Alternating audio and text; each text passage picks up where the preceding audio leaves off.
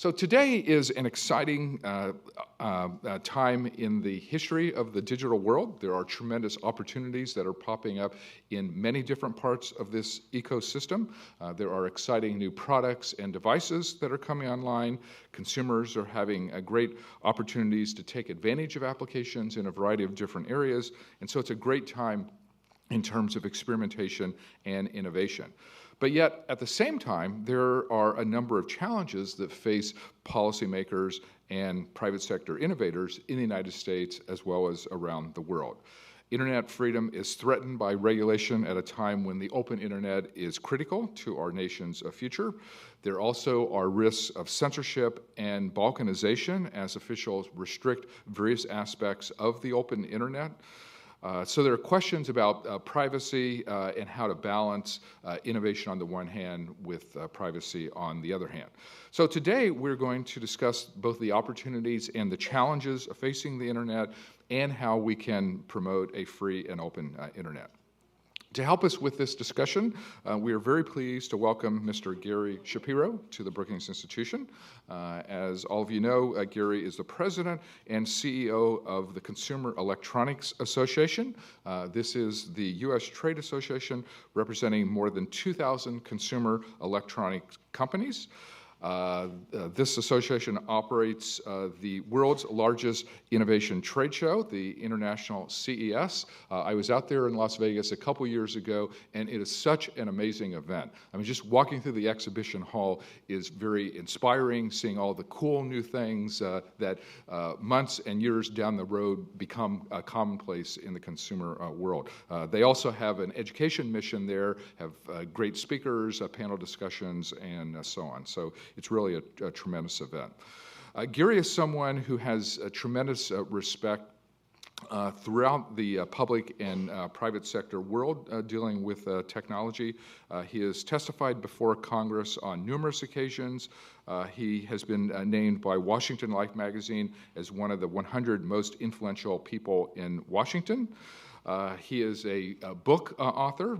His most recent book was Ninja Innovation, the 10 Killer Strategies of the World's Most Successful Businesses. He also is the author of The Comeback, How Innovation Will Restore the American Dream. So please join me in welcoming Gary Shapiro to the Brookings Institution.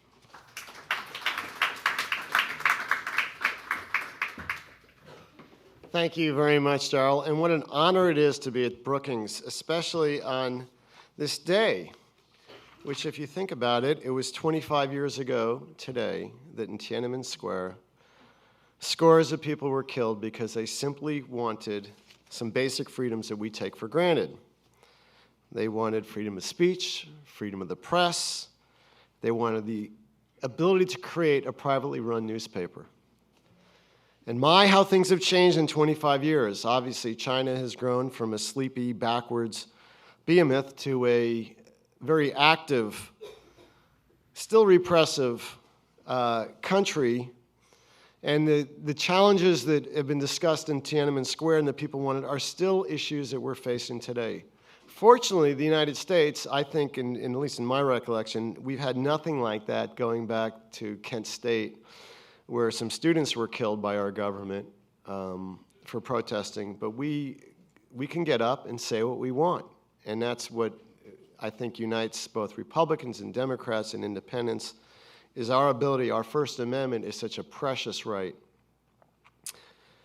But around the world, the internet has changed things. In Iran, after the 2009 election, the government disabled internet services, and so protesters turned to Twitter. Just recently, in March, Turkey blocked Twitter access after reports of government corruption were posted. And the Prime Minister said, quote, "We'll eradicate Twitter. I don't care what the international community says.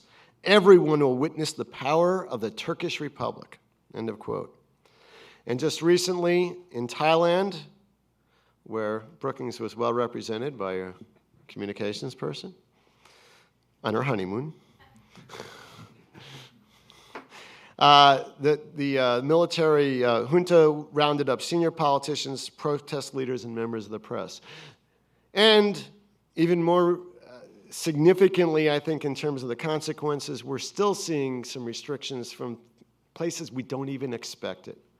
The European Union announced that it doesn't matter what the facts are. There's an affirmative obligation by internet search providers to eliminate history if a person who has been convicted of a crime and paid their dues has paid their dues and they request it, which is an extraordinary affront, in my view, on not only the First Amendment, but the very definition of history itself. So if you erase the mechanisms for the transmission of facts, you do not erase the facts themselves. But to me, what's really important is how blessed we are to live in the United States. Our issues are interesting. They're different. We are so protective of the First Amendment that our debates occur around the fringe of how far that goes. So when there are protests at a military funerals, we let them occur, even though to probably everyone in the room, they're offensive and degrading and inappropriate and wrong. But our First Amendment protects those protesters who are trying to desecrate the memories of the most painful times for their families of these heroes that are being buried. And what we protest about, and it divided even the Democrats and Republicans, and there was a hearing on just yesterday, is a Supreme Court decision, Citizens United, which defined the First Amendment, and I challenge any of you to actually read the decision, because if you read that decision, it is basically a tribute to the First Amendment.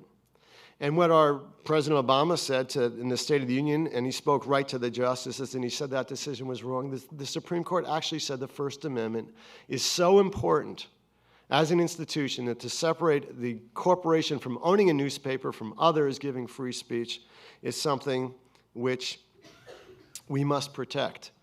And it's a great decision for the First Amendment. Many of us view it is not really healthy in the political debate to be selling so much without transparency and disclosure. And that is the extraordinary debate which went on with President Obama in the Supreme Court, and went on yesterday where there's an incredible hearing where the Senate majority and minority leader actually testified. And one of them is proposing a constitutional amendment which would affect the First Amendment to change that decision.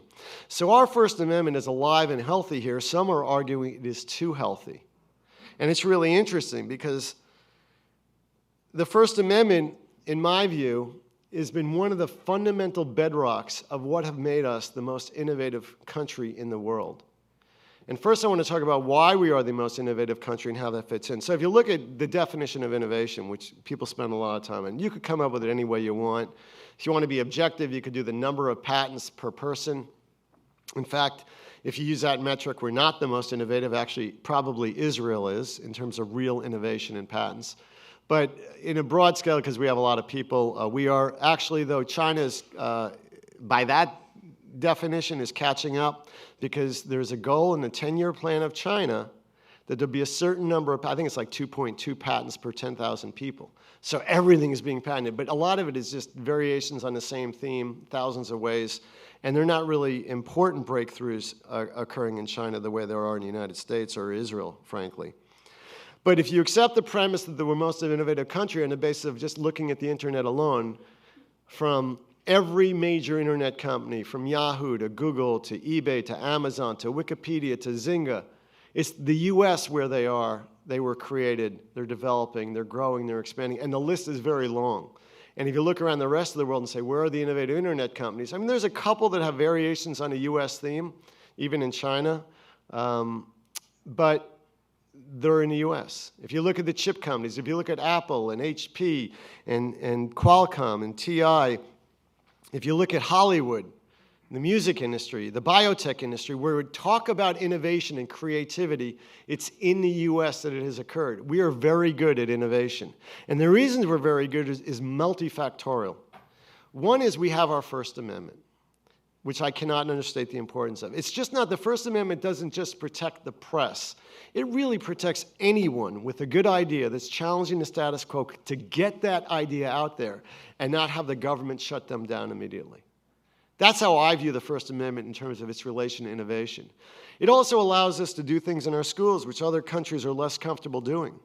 We bemoan the state of our schools and we say, oh my gosh, our kids are 18th or whatever number is in some standardized rote learning test involving math or science or something. But what we cannot measure, but we're really good at, is the fact that we raise kids to ask why or why not. And that is something that is so important that the Chinese today have 200,000 students in the United States at younger and younger ages, because they have figured out that we are innovators, we are asking questions, we are a culture where innovation occurs, and they are not. It starts with our culture of kids having lemonade stands and selling Girl Scout cookies and doing really cool things where they're out there risking money, starting things, doing things, and learning and engaging. And that's the behavior we reward. And it's part of the fact that we are blessed, I think, and cursed by the fact that we are the most heterogeneous culture in the world. We have more different races and religions and backgrounds, and we're young in the sense of, compared to other countries in the world, of who we are. And that allows, in the business and innovation setting, diversity, which produces great ideas. You go to some of the Asian cultures, and everyone is agreeing with each other, and they don't even know how to have words for no, and bad ideas surface up, and a lot of it is duplication of what someone else has done and following the herd. Here, we're not like that. Diversity is our strength, and it's the First Amendment which helps protect that diversity. But frankly, it's also our weakness. On social issues, we just haven't figured it out. We disagree, and our passions and our disagreements are very passionate. Whether it's abortion or gay marriage or something else, we have not yet reached the point that other cultures have where we just kind of walk in lockstep. So we have passionate debates which divide us, sadly. But what we are united by is the fact that we are an innovative country, and we're looking out for the next generation. And genetically, we even come 1 or 2 or 3 or 4 or a few generations out from someone else who has come here for a better life for the most part. Not totally, but basically that's what we derive from. People who left something because they wanted their kids to have a better life, and they came here and they wanted to do it better. We are risk takers, and that's who we are. So we have all the ingredients here for innovation, and we have the results to prove it. In my view, the biggest concern we have is that we become complacent. We become complacent in our immigration policy, so we're excluding people that we're training, that we used to attract the best and brightest and want them. And now, although our political leaders say they agree on getting the best and brightest, immigration legislation is moribund. Even though you've seen legislation and the president, they all agree, highly skilled immigration, nothing has happened. Same thing with patent litigation reform in other areas, which is really hurting our nation being innovative. So because of our diversity, because of our culture, because of who we are, because of our First Amendment and our legal framework, we have good results to date. And our issue is complacency. And our First Amendment, though, being an important bulwark, we know, though, that although we stand up and we tell the rest of the world that we're great because we have a First Amendment, let's be honest, it's not absolute. It's not only the case of Near versus Minnesota, where you can't give away the troop locations in the field of battle. It's also things we have to deal with today, like child pornography. That's something which we put restrictions on the internet. It could be gambling. We put restrictions on the internet. So we have to be careful when we talk about things that are illegal elsewhere are illegal on the internet. Conspiracy to commit murder, things like that. And there's also a tension that's very real between the principles of intellectual property, especially in copyright, and the First Amendment.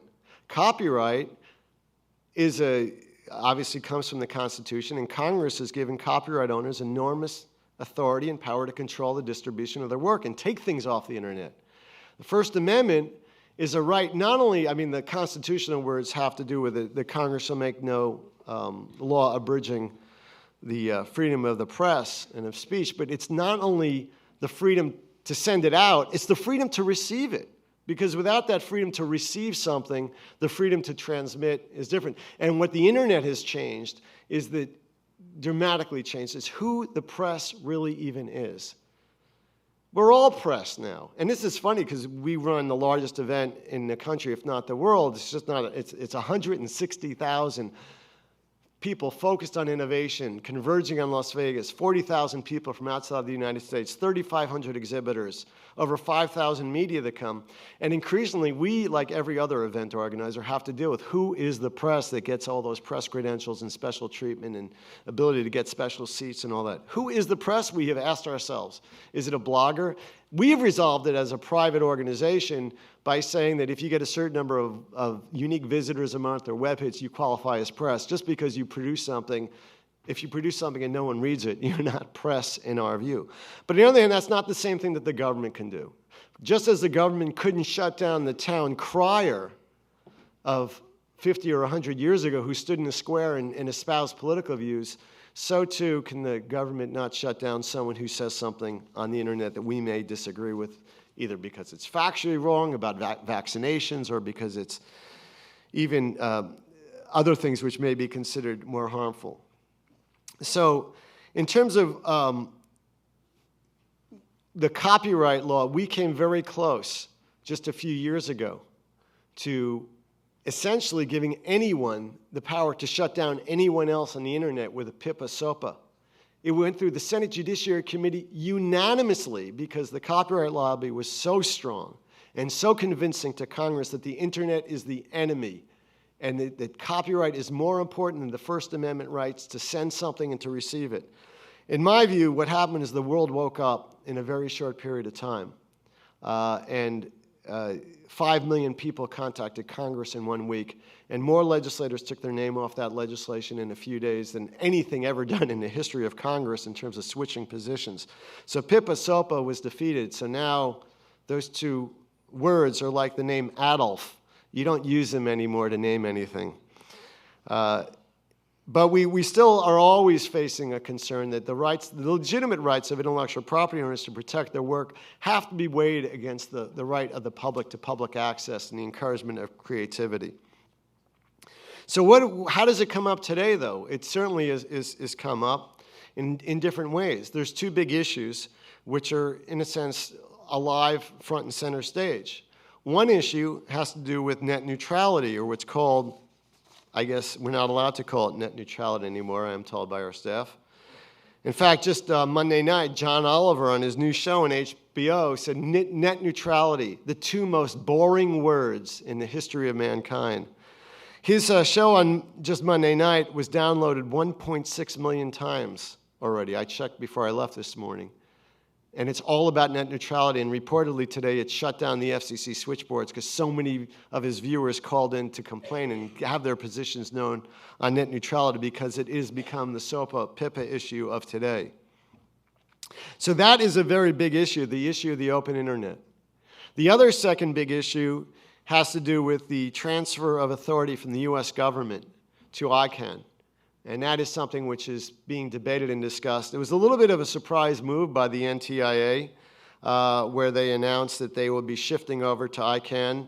It caught a lot of Republicans by surprise. I don't think it was probably surfaced enough with them in private meetings before. And there's been a reaction, strong reaction on both sides. There's many groups and legislators who said this is a great thing. The rest of the world has been bugging us about it, at least since the 1990s. They think, why should the US government be involved in overseeing the internet? And there's a lot of pressure. There was a big effort by the International Telecommunications Union a few years ago, and I was part of the State Department Advisory Committee, and I was thrilled under the leadership of Ambassador David Gross to see how the entire US government, the administration, the Congress, the House voted, I think, 434-0, a resolution on this. And the private sector were united on saying this is a bad idea. The ITU, the other governments around the world were taking a position where they said, we want to put up a blockade in countries around the internet. A number of developing countries has saw their revenue stream from the interconnection charges for long-distance services going close to zero because of services like Skype over the internet. They wanted to be able to deny their citizens access to important sites, in my view, like CNN, Wikipedia, other sites that are information dispensing sites, and they wanted to charge their citizens access to that. I thought that was terrible. Other governments, like some of the European governments and others, just wanted to put a wall around the internet. I was really privileged at the invitation of the French government to participate in President Sarkozy had what's called the EG8 summit before the G8 summit a few years ago. And the whole thing was his effort to actually get the G8 to take a position that governments had a right to put borders around the internet. Fortunately for us, the U.S. delegation, which was composed of many of the leading names in the internet world, got together the night before, and we agreed that this was a really bad idea, and we would do everything we did to oppose it. And what we did is we spoke against it, and we cheered or booed against it, and we brought the crowd of 1,000 or so people along with us. So when Sarkozy and at that point Christine Lagarde, who was this person pushing this effort, who now has shifted on to a bigger job, when they talked about this, they did not have the support of the crowd. And it never became part of the G8 discussions. And still, even though there are other efforts in France today to do some rather crazy things regarding the internet, such as the most recent one is denying, there's apparently, you cannot contact your employees by the internet and send them emails after business hours. And employees are not allowed to open up business emails after business hours. You know, there's crazy things like that. This effort to put up borders, at least officially by the French government, have evaporated. But at the same time now, we face this effort to shift away from the U.S. government. And to me, it's shocking to me, to be perfectly candid with you, since it was announced that I was speaking here at the Brookings and talking about this subject, I've received a lot of input from people about what it is I should think and say, including our own staff who are very concerned and sitting in this room or listening or watching, and they're screaming right now. But to me, there is discussion about the open internet and net neutrality. It's a very important discussion that could occur. But you know what? It's the U.S. government. We could change it if it doesn't work. We can experiment if it doesn't work, and the results will not be fatal. In this case, the internet has worked really, really well, and if we make a mistake, the results are fatal. The worst world that I could envision is one where there are borders around the internet in every country and we can't communicate and share information. So I want to make sure we get it right, and there's definitely a consensus that it is the right thing in the international community to, number one, keep this away from the International Telecommunications Union with their rather primitive ideas of blockading off the internet. And we want to deal with the international community, which feels a little bit under the U.S. thumb and has for some time, the fact that the U.S. invented the internet and has a theoretical control over it. So there's a general consensus that we have to move to some type of international regime. And I think that's a healthy discussion which has to occur, and it will occur. So my understanding is we have a contract. There's 2 two-year extensions allowed. The original discussion was maybe would shift over in 2015. Now we're talking 2017, possibly 2019. But I think we have to talk about, and this is what the NTI has raised correctly, what it is, what conditions we could shift over the internet to an international body so that everyone is comfortable, that it will be not under the control of any government, that the things that we value of openness, of cross-border traffic, of, in a sense, neutrality and not political influence over the internet will be something that we preserve for the world, because this is the U.S. gift to the world. The internet is one of the best things I think history will prove that the U.S. has done.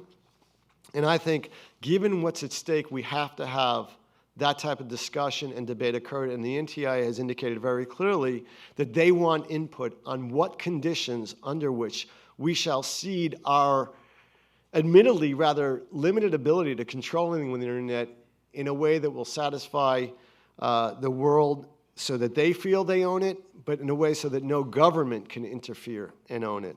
And that's the direction we're going in. The internet, in my view, has been not only important for changing things in the world, but it's been important for innovation.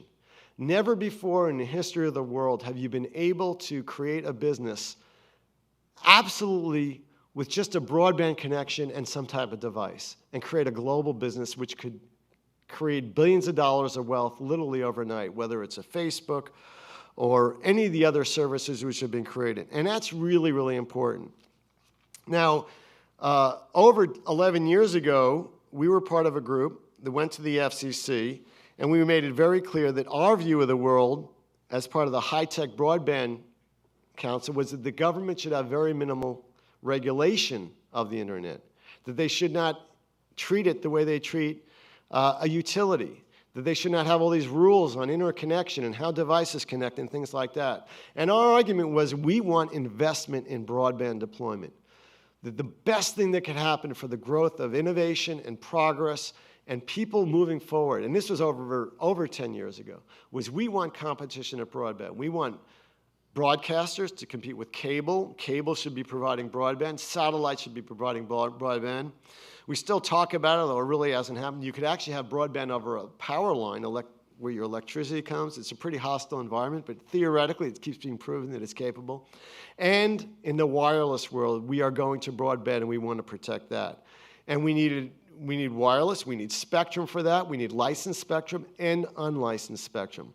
Licensed spectrum allows investment by major companies like the Verizons and AT&T of the world to build and make this huge investment necessary so we could have broadband. And unlicensed spectrum allows great way of getting broadband that last mile. Where would we be without Wi-Fi today? The system would, I think, collapse in terms of our ability to receive things almost anywhere. So this strategy of providing competition and providing spectrum and unlicensed and licensed spectrum, I think, has worked out remarkably well. But we still need more spectrum because now we've gone to full motion video and Netflix, and there's been a dramatic change in how people view things. So instead of sitting at a computer, you're walking around with a tablet or a smartphone. And indeed, 2/3 of the American public now own smartphones, and that's how they're getting a lot of information. And smartphones and tablets did not exist just a few years ago, and now they're a dominant way of how we're receiving information. And that requires an enormous amount of spectrum. And that's why we fought for and achieved a law which said that the broadcaster spectrum, broadcasters should be permitted to auction off through the federal government that spectrum. And indeed, Congress has passed and the President has signed a law, and the FCC is doing their work to prepare for that spectrum, and we're very hopeful that broadcasters will participate. We'd like to see some leadership where broadcasters are encouraged to participate rather than discouraged.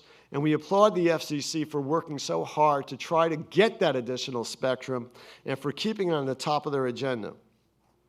We're releasing a new study tomorrow which talks about how people get their video signals and their video information. And about half of U.S. households now watch video programming via the internet on at least one TV. The percentage of people in homes relying on antenna-only TV for programming has gone to an all-time low. It used to be when I was a kid, and I'm older than many of you, 100% of our viewing was a free over-the-air signal. We had a choice of 3, if you counted 4 PBS stations, and we shared a common experience, and we thought it was great. Then cable came along, and broadcasting wasn't interested in cable because it was too small a market. And obviously, cable came along and gave us a lot more choice, and satellite came along, and the internet came along, pre-recorded video came along. So many things have happened and changed dramatically that now the percentage of the people who are actually relying on free over-the-air television, you can almost count on one hand. But yet, there's still a tremendous amount of spectrum, very valuable spectrum, which is used for that service to this tiny percent of our population. And that's why, in part, Congress responded and said, let's auction off some of these 8-year licenses, which are lent to broadcasters, and that's the process we're in. But I think we have to keep looking at that and looking at spectrum use for defense and others, because if you want full motion video, and you want to get it anywhere at any time, and you want your devices to work anywhere, we need that spectrum to make it work. We are also announcing that the percentage of households relying exclusively on the internet for television programming is about to surpass those relying on antenna only. So in other words, the people who are just using the internet is almost more important now than the people just using the antenna. And it's because Americans are more connected. And I want to leave you with a couple of things. Where we're shifting to, for some reasons I'll share with you, is a world where we are connected, and I think it's a very good world, and not just by our telephones, but by our things. And for some people, I guess there's pluses and minuses like anything, but there's something called MEMS, which you might not have heard of. They're micro-electromechanical devices. These are the tiny sensing devices, and they're several of them in your smartphones. They're accelerometers. They're little GPS things which figure out where you are. They can sense temperature. They can sense pressure. They can sense your fingerprints. They can record information. They do all sorts of things. And because there's about 1 billion smartphones out there today, they have gone down to literally pennies per unit for component. And very clever people are putting them together in all sorts of different devices and different things, and at a very low power usage, hooking them up to each other in the internet. And they're going to change life as we know it. They're already changing, like, look at how you rely on your smartphone. And, the biggest panic moment I get every day is when I feel like I've lost or forgotten my smartphone somewhere, and there's 3 seconds where I panic. And I know all of you have had that experience, and it's because we rely on, that is our entire briefcase of yesteryear and database and computer, and it's all right there. And what's really interesting, as an aside, is the Supreme Court is about to rule on that, about whether they can look at your smartphone. And I think they're going to say correctly that it's no longer like looking at your address book, it's like looking at your entire diary or lifestyle, and you do need a warrant to look at that because it's so personal and private. But there's a massive amount of data which is not only in your smartphone, but they're going to be in devices in a very good way. And what we're shifting to a world is where, because of the power of computing and getting small and sensing devices and Moore's law and computing power, is a lot of things are going to change very quickly. For one, we're in the middle of this revolution of the measure itself. We're measuring what we do. And that's helping us become more healthy. It will soon help us communicate with our doctors. It will help us as we aggregate data through. One of the good things about Obamacare is it will be measuring a lot of things. We're going to get massive amounts of data as to what works and doesn't work in healthcare, and what about our bodies is when we should go to a doctor and when we shouldn't, and what works in terms of healthcare. That's important information, but it's just not healthcare. It's almost everything. It's use of energy, it's agriculture, it's water. We are coming up with things when you should water crops. There'll be sensing devices. And there's a lot of things that happen. There's other products which are coming which will be connected. There'll be drones, which we hear about. Well, drones are very useful. They're not just killing machines, frankly. They're observing machines, so they could go and find when your crops need to be fed, or they go to dangerous places like the top of power lines and figure out what the problem is. And they'll do a lot of things which are very, very helpful. And they'll be part of the connected car. The connected car will be the driverless car. And I have given speeches just about that, but to summarize, picture a world where there's almost 95% of the car accidents go away. And we don't have the emergency room doctors that we need. We don't have all the rehabilitation people we need.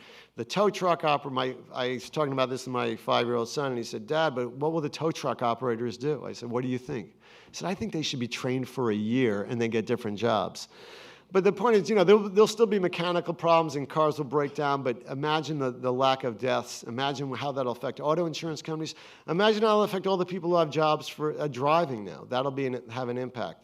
But it'll be overall, like many changes in technology and innovation, they'll be disruptive. But in the long term, I think it's better not to have car accidents. And if you're disabled, if you're elderly, or if you just want to use your time in the car productively, it's a good thing. Or if you're just drunk and you want to get home, and the whole drunk community is celebrating. So we are going to a world of also 3D printing, where you'll be able to create things in your home and not have to travel. And if you put all this together, today if you want something, you have a choice. You can go on the internet and get it downloaded to you, or you can buy it at your local store. Those are your choices. In the future, we'll have a world where you'll have different choices in addition to those. You'll have a drone that could deliver to your house.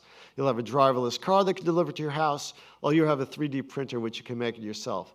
But those are convenience things, and they're really nice things, and there's going to be a whole lot of innovation, and we are really just crawling on the way to adulthood in terms of innovation and technology that the internet and these sensing devices and this computing is allow. Because there's a lot of clever people creating a lot of very, really cool, useful things. To close, which I think are going to solve the biggest problems on Earth in terms of agriculture and food supply and water and hunger and health. Just the mapping of the genome and the acceleration and all the different things that are going to happen to make us better and have better lives and healthier and not deal with the problems that are perplexing us today are going to be solved if we do it right, if we have the spectrum, if we don't mess it up with regard to regulating the internet. And I want to close by one thing and talk about what a lot of the debates that we're seeing in Washington come down to one word, and it's trust. Now, the advantage, though I am the cheerleader for the innovation world and the technology industry for 2,000 companies, and a lot of what we're doing today can be done remotely, and some people are watching us over the internet, the truth is we go to events like this, and you are in this audience today because you wanted the 5 cents face-to-face experience that you can get, and you can evaluate using all your judgment as to whether I have something to say that's credible, and I personally am credible. And that is not going to go away and be replaced by technology, in my view. But there is a breakdown of trust that's occurring. It's not only fostered by our political leadership and the acrimony between the two parties. It's been broken down by some of the things we've done to each other. It's broken down by the fact that we had someone reveal a lot of what, or Snowden reveal a lot of what our government is doing that has caused us and other things not to trust our government anymore, or the world to trust the U.S. We've had attacks on the internet and cyber issues which we're dealing with where we just don't trust when we open up an email or not, or a link. And what's going on in the internet world with those two big issues, both of those come down to trust. Both of those, what opponents and concerned people are saying is, the internet is working really, really good today, and I like it. I liked everything equal. I like the fact that the U.S. government is broke. It's not broke, so what are you fixing? And they're very fearful of the unknown. They're fearful of a switch to a regulated world. They're fearful of a switch to a world where the U.S. government is not the ultimate stop for the internet. And somehow we have to figure out between us how we rebuild trust so that we can have the relationship where we trust our government, where we trust private bodies, and we go forward in a way where we allow innovation to occur without, frankly, being strangled by a lot of people with good intentions, but they want to set out a lot of rules. And in my personal view, the best way to do that is for the government to lay out objectives and challenge industry and the NGOs to say, come up with a way of meeting that. And that's what was done with the transition to high-definition television, which is one of my proudest moments, is I think the government played an appropriate role there. They challenged industry to come up with the best system possible for the United States, and we did. By all accounts, the best system in the world in terms of diversity and our diverse geography and getting things out there. It's totally robust, and I could spend a lot of time talking about that, but I won't. But the bottom line is when government challenges, and I want to point to Europe, actually, which did something better than the U.S., which I very rarely say, but having dealt with the Target scandal, with the credit card interceptions, Europe has a more secure system. They use chips, and the way they did that is European Union government said, industry, come up with something or we'll do it for you. So they did, and they came up with something, and now when you go to Europe, everyone has chips, and they look at us like, we don't take that credit card, you don't have a chip. It's a little annoying, and I'll be in Europe next week talking about some of these issues, but the fact is they did do it better than us in this case. And I am shameless in copying good ideas from other people. And I think in this case, the role of government is not to mandate. The role of government is to set the principles, to agree on the facts, and to challenge those to come up with solutions. Having said that, I think my time is totally expired. I'd love to shift to some questions.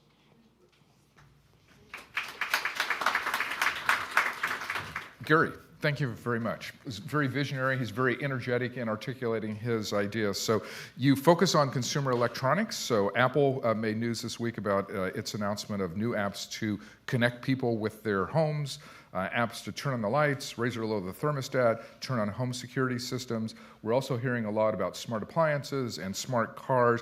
How do you think consumers are going to react to all these smart devices? Should people start to worry about their refrigerator? Well, I always thought the best product in history would be the refrigerator TV, the combined unit, because you could reach for your beer while you're watching the game, but no manufacturer has adopted that recommendation. I think people will respond the way they respond to other products. They'll figure out whether it perform something they want to be done. I mean, one of the great products of all time, in my view, is a remote control. But when that first came out, I remember people saying, why would I want that? Or the garage door opener, or the other great products, like the microwave oven. Products introduced, people say, why would I want that? And then once they become accustomed to it, that becomes the standard by which you must have. And if you go to a hotel that doesn't have stuff like that, like a remote control with a TV set or HD TV, you think the place stinks. So it's a matter of comfort. The marketplace is a wonderful way of determining what works and what doesn't. And Apple has been a terrific company if you think about it, the iPod was revolutionary because it was designed and easy to use. It was not the first MP3 player. It was like third generation. There was plenty of them out there that cost a lot of money and just weren't simple to use. Same thing with the tablet. There were a lot of tablets. Microsoft came out with a really cool tablet a dozen years ago, and it didn't sell. It didn't have a lot of the advantages that what Apple came out with their iPad. And the smartphone, I think, was a little unique in terms of what they did. But those are 3 revolutionary products that Apple created. They're going to other areas. I think if Apple introduced an Apple car tomorrow, it would sell 1 million units next year because they're Apple. People love what Apple stands for. Apple has a brand and an image and a promise, a brand promise of simplicity, ease of use, plus the bonus of that coolness factor, that white look where you could show off to the rest of the world how cool you are. And that's one of the reasons I think they acquired Beats. Beats has the coolness factor of these big headphones that, it's a walking status symbol. And it shows that you have a certain view of life. It's like why do cars sell different ways in different demographics? It's portable. You're showing people who you are with your technology.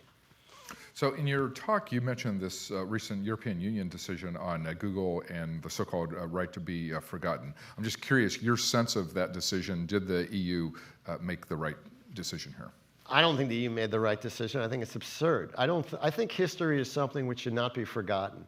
And I think we have when there are facts, they are facts, and they're out there forever. And that may be harmful to individual people, and obviously, minors deserve a degree of protection. We have a history of that. We erase court records for kids. But if you have convicted a murder, and even if you've served your 10 or 20 or 30 years, that is a historical fact which should not be erased in the public record. And I think it's absurd, and I think the challenge I think we're facing as a society, and this has to do with Uber, it has to do with Aereo, it has to do with Airbnb, it has to do with Tesla, is that we are shifting a paradigm of how we do transact and what we do with business because of the internet. And we have to accept the fact that the laws we used to have to be looked at and revised, and we shouldn't try to fit these new business models and advantages to consumers to these laws which existed years ago. And the EU, look, they're not the model of innovation. They do not have the culture of risk-taking. They have antiquated employment laws. It's tough to come up with more than 5 companies and name them from the EU which have any recent innovations. So they are not my model. I would rather use the US framework as my model for what we do. We're great at capital formation. We have worker flexibility. We have an innovation environment. You could fail here and move forward. So the EU is wrong on this. They could do whatever they want. But my view of what a good political party would start with the phrase, let's not be stupid. And if you just start with that premise and get rid of stupid things, you go really far. And honestly, I don't want to say anyone by name is stupid, but I come as close as I can in this case. It's just not very bright. It's funny you mentioned this. Next week I'm actually going to Italy to give a talk, and the topic that they asked me to speak about was innovation in Europe. Now, I was worried about that, but then the subtitle was what Europe can learn from the United States. And I thought, okay, I can talk about that. I've gone to European conferences on innovation, and they're populated by European bureaucrats who have 1,000-page plans, all of it involving government action and studies and history and all sorts of things, as if the government somehow is going to create innovation. And what the government job in innovation, in my view, is to create the ingredients for innovation, to provide the basic education that's necessary, the financial market, so capital could be raised, so risks can be disclosed, so people could start a business quickly, so they could get in and out quickly, to have bankruptcy laws which say, look, sometimes businesses fail. Government has a huge role in innovation, but frankly, it's not 1,000-page plans. Okay, one more question, then I'm going to open the floor to questions from the audience. This week marks the 1-year anniversary of the Snowden disclosures. So, and obviously over the last year, we've had lots of discussion here as well as around the world about the NSA data collection activities. How should we view Snowden at this point and his disclosures? Well, everyone has a personal view on that, and I know they're all over the map. I mean, as an American, I was dismayed in 2 ways. One of the fact that I felt our own government was doing a lot more than any of us imagined, and I felt a little bit of breach of trust there. I think some of it was exaggerated. Like, to me, if you're tracking phone numbers of people who called phone numbers, I understand that. There are bad guys in the world. There are people out to kill us and get us, and our government's fundamental obligation is to protect us in the defense world. And they have to do things which I may personally find unpleasant. I don't find unpleasant that people are looking at who I called if I've spoken to someone who's spoken to a bad guy. If they're listening to everyone's calls and tracing them out and doing all sorts of things, obviously there's gradations that different people are comfortable with. I also feel personally that although Snowden has been people tried to make him a hero, I think when you make a promise to your government that you will keep secrets, you should keep them. And that, to me, he is not in my hero column. Okay, let's open the floor to questions from the audience. So right here on the aisle, there's a young woman with, there's a microphone coming. If you can give us your name and your organization, please. Hi, Gary. My name is Sunny Yan. I'm from the U.S. Asia Institute. And I just had a question regarding your point that the internet changes all of us into members of the press, because it seems that not everyone has the resources or the skill set necessarily to access the internet. So I was wondering if maybe you could talk about the issue of access and whether or not access is important to innovation. Well, to me, access to the internet is just a matter of time. It's getting there. I mean, the U.S. population is, I think it's, was it 95% of the population is connected to the internet? At least in the United States, we're almost 100%. We're getting there. It's a matter of time. I think we're doing the right things to get there. For the rest of the world, is gradually, I mean, I think China has more internet users than the U.S. now. We're getting there, and it's cheap to get there. And you know, having a phone which helps access the internet is a leap because you don't need the wires. You don't need a lot of the other things you used to need. So the goal is for the world to get to the internet. I think that the Googles and Yahoos and other search engines in the world have done a great job in getting people. You don't have to be brilliant to use the internet. What the problem becomes that I see, and I try to go to both conservative and liberal websites, is that the level of discourse on the internet is the lowest common denominator. And I think people make a mistake if they just go to internet sites and television stations that agree with them, because you're only seeing half a picture there. And a lot of so-called facts, and I would give the one about the so-called harm of vaccination is just total BS and harmful to society overall, as an example of where a lot of misinformation is put on the internet. I respect the right of any site to basically require that if you're going to post a comment on the internet, you have to have a true statement of who you are. I respect those sites, including my son actually writes for Cracked, which is the #1, I say, you know, I write something, if I get 100,000 views, I'm ecstatic. He gets 800,000 views for what he writes. It's the #1 humor website in the world. And, but what's really interesting are the comments there. You wouldn't expect the comments on a humor website to be super intelligent. They have a policing mechanism, and they are really intelligent, you know, several hundred comments, and every one of them is a good, insightful comment. And I find that amazing, because you don't expect, this is an under 30 years old website. You don't expect that. But then you go to, I don't want to call out, well, I write for both of them, so what the heck. The Huffington Post and the Daily Caller, one very liberal, one very conservative. I published a lot on both of them. When I read the comments, I'm disgusted, frankly, for the lack of intelligence. I feel like all the effort I put into writing something very intelligent, and it's greeted with incredibly, I have something published today in the American Spectator, you know, a conservative magazine, about how the Senate has jumped the shark under Harry Reid. And because I said some good things about Democrats in there, there isn't one positive comment about what I wrote. It's the inability of anyone to see anyone else's view. My view of the world would be great, and I'm struggling with this. I even posted something on my Facebook page. Is our failure in Washington stems from our inability to agree on facts, and then inability to agree on what the issue is. Like if you'd taken a healthcare debate and said, would Americans agree that no American should suffer from a lack of healthcare? I think we would have agreed. And when we agree what the facts are, but you had the Democrats saying our healthcare system here is horrible, and you had Republicans saying that you know, we're going to have death panels, and they were both making stuff up out of thin air using selective facts that were frankly irrelevant. I mean, our healthcare, the reason we're not very healthy here is our own lifestyle choices. We're fat, we get pregnant at age 16, we eat crappy, we don't exercise compared to the rest of the world. It's not in our healthcare system, it's the choices we make. Things like that I would rather see debated in a way, like, can you have an agreement on facts anywhere? And institutions like Brookings and others could play a very positive role by just trying to get agreement on facts and issues, and then debate the policy measures. That's my view of a more perfect world. I agree. That is one of the biggest challenges today. And in addition to Gary's op-eds, you can follow him on Twitter at Gary Shapiro. I think he has over 15,000 followers. In the very back, there's a question. There's a microphone coming over to you. Hi, thank you. I'm Gadi Ben Yehuda. I'm the Innovation Fellow for the IBM Center for the Business of Government. And thanks to the internet, I can give you this quote. It's actually by Proust.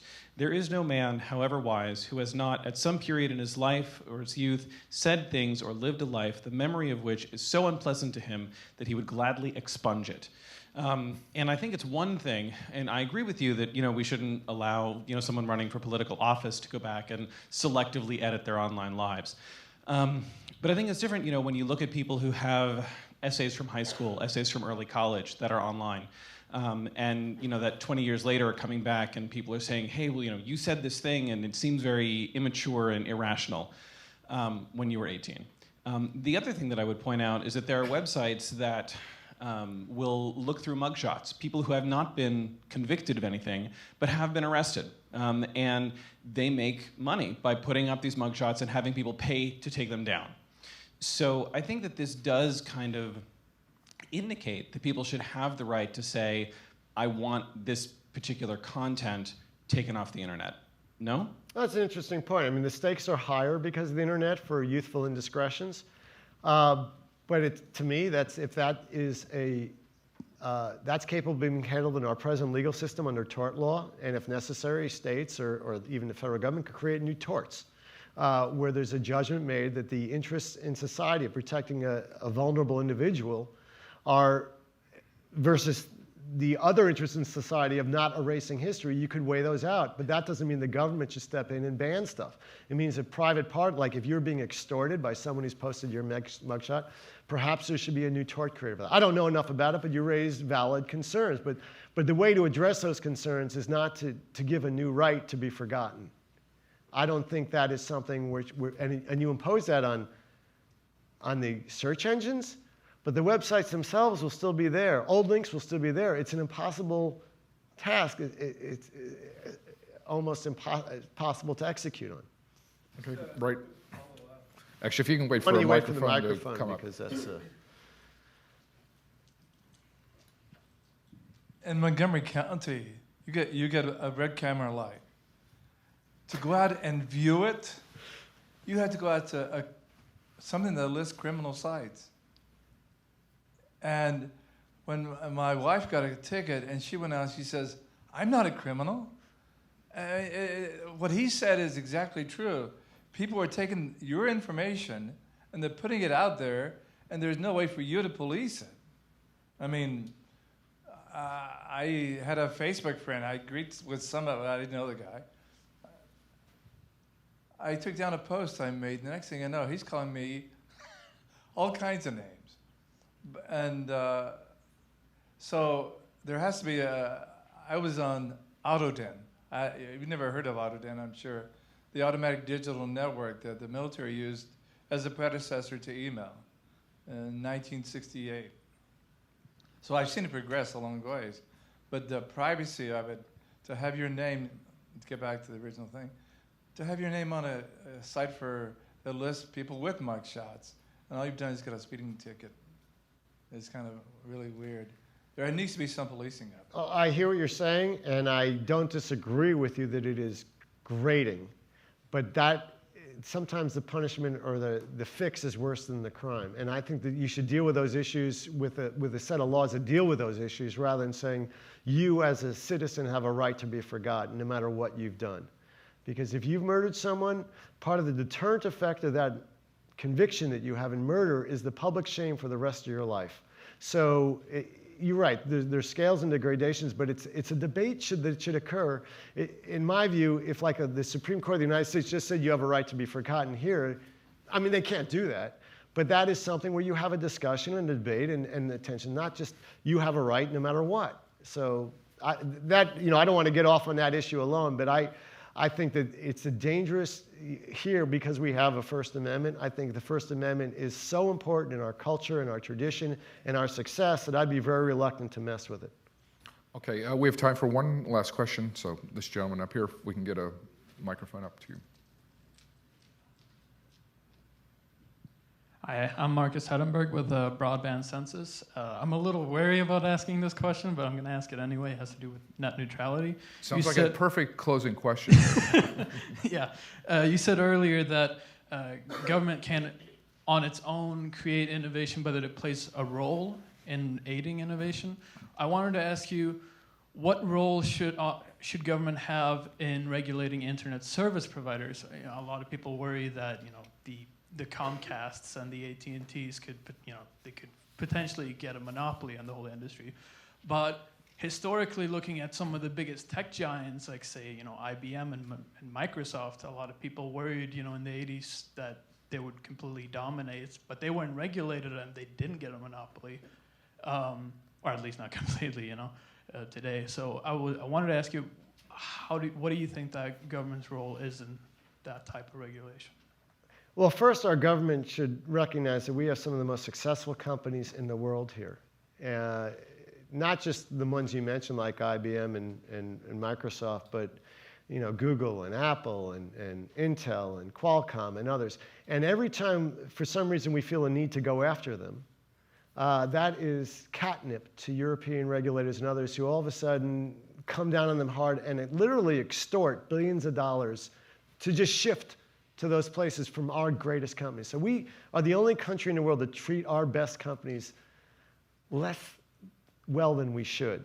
And I think that's a travesty, and that's not a good national strategy, because they're being seduced and encouraged to move their headquarters and their employees overseas by our immigration laws, by our tax laws, and by the treatment of our own government.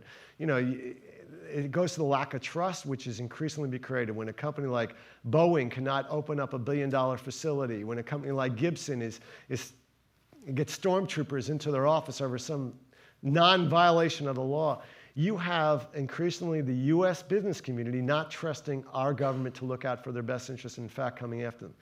That's not your question, but your question is how they should be regulated. And when you take a Comcast or an AT&T or Verizon, these are companies that we want to encourage to invest as much as possible in the infrastructure of the United States because we need their broadband. And you have to be very cautious. At the same time, we want that broadband to deliver things the way we're accustomed to getting them. So we're all very fearful at this point of change. I personally am fearful of all of a sudden sending those companies into a new area of regulation like utilities, where you used to regulate every connection and every device. So it took 100 years from the invention of the telephone to get to the point where we didn't have black telephones. The big deal was a Princess telephone and of a different color. And it took us way too long to get to the point of competition in telephones, and it was unhealthy. And I am fearful of regulation. But I do want what I have today, which is the ability to get anything I want on the internet. So I like things the way they are. I would rather they not be changed, and government should do minimal harm first. And good intentions scare me. I think they should be challenging industry to come up with what they view as the best practices and let industry and bodies like this one, NGOs, come up with principles. And if the principles are violated, then act. Okay, Gary, thank you very much for sharing your views, and thank you all for coming out. Thank you very much.